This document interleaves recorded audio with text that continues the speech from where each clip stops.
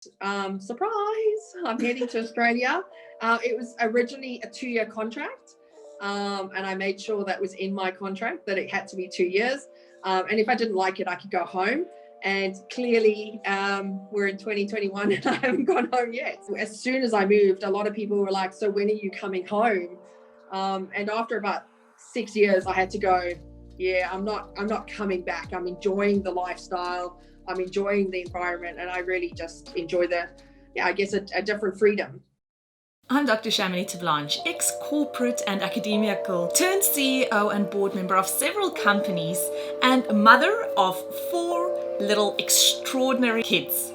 But it wasn't that long ago that I lacked the confidence, the know-how, and the time to focus on designing and really going after the life that I so wanted to live. A life of freedom, of fairness, and of being fair dinkum to who I really was and what I wanted to get out of this fleeting time that we have on Mother Earth. Fast forward to many lessons learned and moving halfway around the world to the most amazing country, you'll see the life that I now live.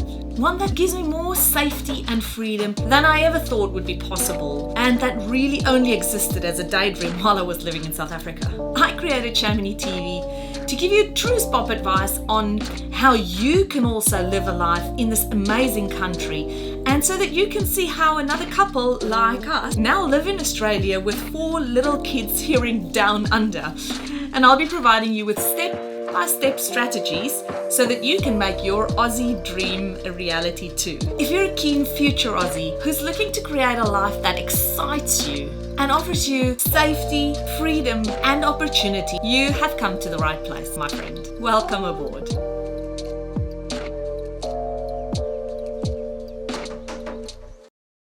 Hi, Lyndsey. Thank you so much for chatting to us today. And you are in which beautiful part of Australia? I am in the west in Sydney, so New South Wales. And that is about a 5-hour flight from Perth, just for those viewers who don't realise always how big Australia is. It's a that's why we don't go to island. Yeah, we don't go to Perth. So if you fly to South Africa, how do you go? Do you go on a direct? Yes, absolutely. And how long is that flight? 11 hours, 12 sometimes. It's so far away, isn't it? Very far, very, yeah. Done So a few you times, leave, and I only fly Qantas. Yeah, I do like Qantas as well, I have to say. And well, these days things are all different because COVID has just come and mess up all the usual practices. But pre-COVID, how many kind of flight options would there have been? Do you know, from Sydney to Perth? Qantas, obviously, and what other? There would be vias like Qatar, I think, and so I mean, Qantas is the only direct flights. Otherwise, you have to go. You can pretty much go anywhere you want, really. So there were quite a few flight options, but I just wanted to get home, so I would always just go direct. Coming home, don't care, but going, so excited. Direct, just want to get home. So when did you come over to Australia? 2007. And what kind of visa did you come on?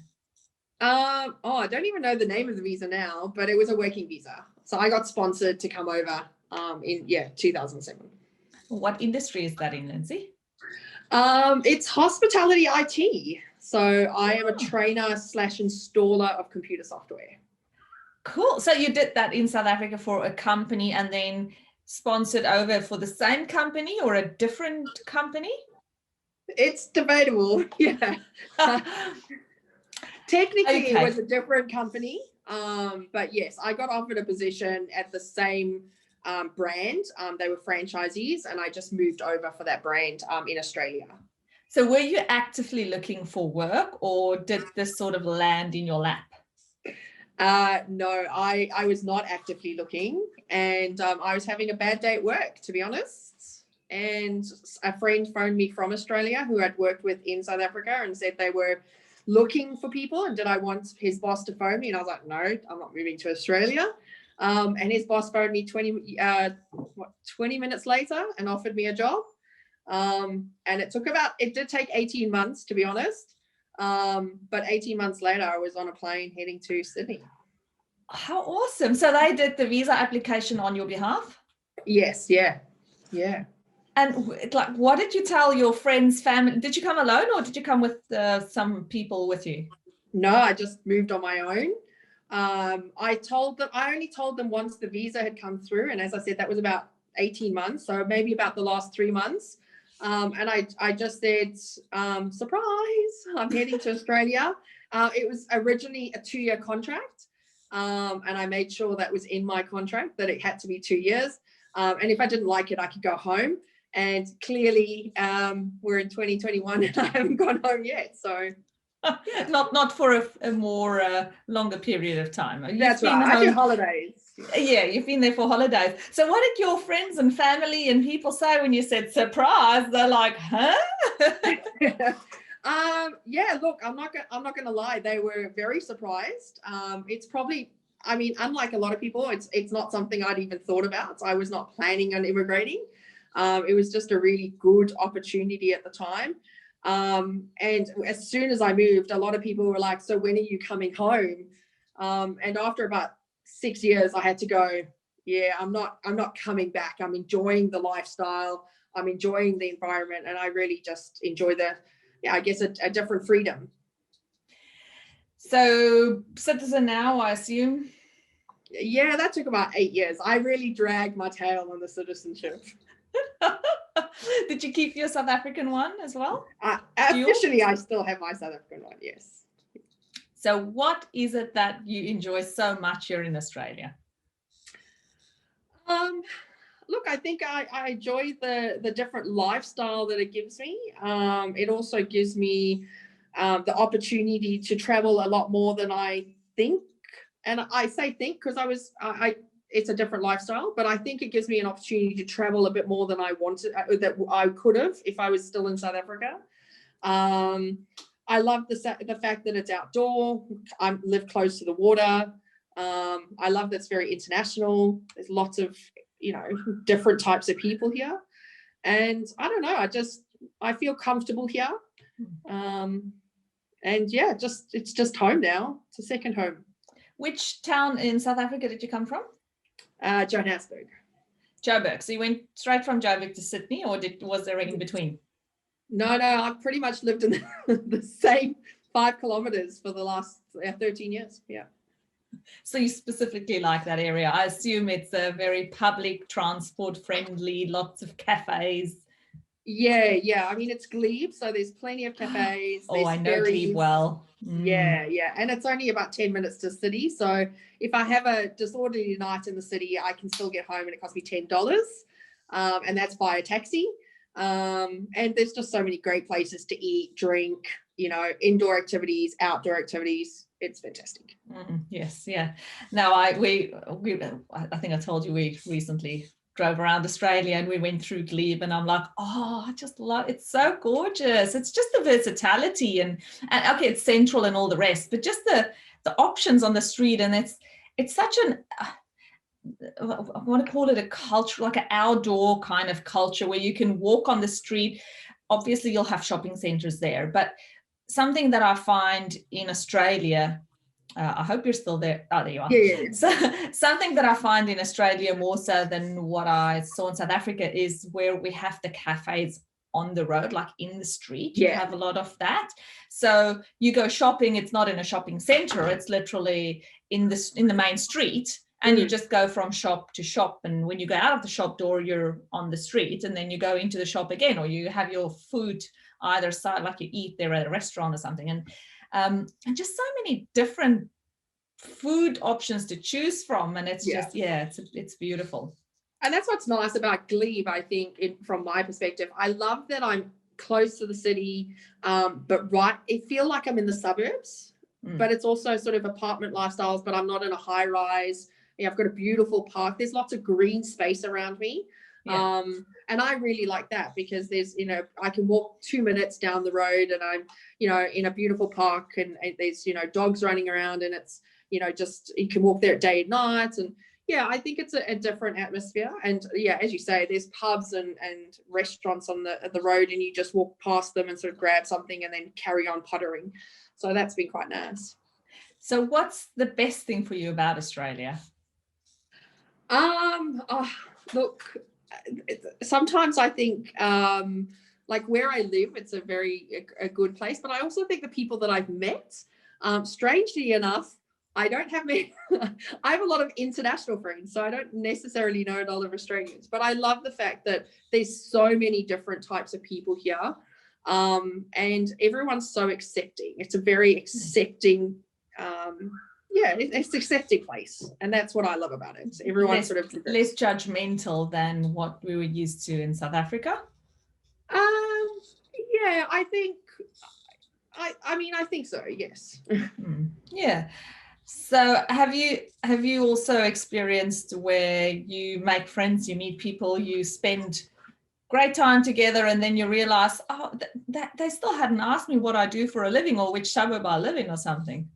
Oh, look, yeah, there's a lot of social networks here that you just join, and then you sort of get to a point and you go, oh, you actually live miles away from me. Like, it's going to be a very different life. So, I think people don't necessarily care where you come from. Or you don't have to be next door neighbors to know each other. I actually probably know people further away from me than next door. Yeah, but you also don't have to drive a specific car or earn a specific income or be like the Joneses to be able to be accepted. Definitely. Yeah, well, definitely not. I've definitely got a variety of friends from all sort of walks of life, and I think that's nice. What's the one thing that you miss the most about South Africa, except friends and family, because that's the usual answer? Yeah, you always miss your friends and family. I miss them, and it's really weird because I miss the people. I miss I don't know. Sometimes I miss, I don't know, like it's difficult because I do miss people, but I miss I can't explain it. To be honest, I just couldn't explain it. I miss some of the people that are there, but they're not necessarily my friends and family. And I think for me, it made me who I am today. So that's always going to be a part of me. And that's sometimes what I miss. I miss that I'm, every day I'm sort of losing that. I feel like I'm losing that bit of me. Do you feel that this is home now? I have a war about that, but yes, I have. I mean, who can't live at home 13 years? So it's absolutely home. And it takes a lot when I say I'm going home. My friends get really upset because they're like, this is your home. But yeah, I always say I'm coming home. It's time to go home. And have you had any of your friends and family wanting to join you over in Australia since you've come over? Yeah, look, I mean, I think they would all come over in a heartbeat. My sister lives in the UK now, and she definitely wanted to come over. And yeah, my parents would definitely come and live with me. I've told them the closest they can get is New Zealand, so that's as far as but they love it. They've been here probably about 4 or 5 times on holiday, and every time we go somewhere different, it's just so many places to see. So yeah, my family would come over in a heartbeat. How did you find settling in with like your social life? What did you do? How did you approach that? Look, at the beginning, I didn't really have a social life because of my job. I traveled a lot, so I would be away for a month, 6 weeks at a time, and then fly back home to my apartment, and then fly back out. So was that to overseas, or was that within Australia? All around Australia. So I did a lot of computer software installs around Australia, which was lovely. But that did make it difficult for a social life. But to be honest, as soon as I got settled, there's so many different types of social groups here that I'd never seen in South Africa, but I believe they're there now. But you had like meetups, there's Facebook groups for everything. Like, it doesn't matter what suburb you meet, there's a Facebook group. And I think you just sort of have to put yourself out there. So a lot of times I would just go to these events and sort of stand around, and I've met some amazing people. So I think as long as you're willing to sort of, get out of your comfort zone and try something, there's definitely opportunities to meet people socially. And then there's great South African groups here, like South Africans outside in Australia. And they do really well at sort of, getting people to know each other in your neighborhood and what you need to do. So that's been good too. So do you go back to South Africa often pre-COVID? Yes. Yeah. So we'd rotate. So it would be like I'd go home, my parents would come here, or we'd meet somewhere else. So I've been home at least 5 times since I moved here. Christmases and weddings. Yes, the important things. Would you do it all over again if you had the choice? 100%. Yeah, for sure. And for those viewers watching thinking, considering going to Australia, what would you tell them? I think you have to look. I think if you've got an opportunity, you can't not do it. I think it's an amazing place. And yes, you will miss your family and you definitely will miss your friends. There's no doubt. But I think if you give it a chance, it's a beautiful place and there's a lot to see. And it's a great lifestyle and it gives you a really good, I think it's very calming. It's a beautiful place and I would highly recommend it. If you get an opportunity, you've got to try it out. Last question. Wallabies or Springboks? Always Springboks. I mean, if they're playing England, I might go for the Wallabies. But I still get into a lot of trouble with my friends for that all the time. It's the same. It's the Lions and the Tars. I go for the Lions every time, and I know they're bad. But I still support them. It's funny. Thanks so much for sharing your story with us, Lyndsey. It's been really great to hear how you've settled in and how you've taken to this new, not so new anymore, but new country, Australia, and made it your home. And just for sharing your thoughts and perspectives on how it has influenced you and what it's meant for you to come to Australia, because as you will know, before you came, obviously you didn't consider it for years and years to come to Australia, but obviously once it started being a thought in your mind, you were wondering about, well, how's it going to be? How am I going to settle in? What can I expect? What should I do? What shouldn't I do? How am I going to make friends? And so having a chat with us today will give that opportunity for those viewers of us in South Africa who still want to come to not have to worry about the things that you and I had to worry about. That's right. There's lots of options. You just got to find them. Yeah. Thanks so much. Have a lovely sunny Sydney day and we'll talk soon again. All right. Thank you. Bye. Bye. All right. So thank you so much for joining me today. If you had fun, please remember to hit that subscribe button and then it'll make sure that you never miss a thing. I'll see you same time and same place next week. Bye for now.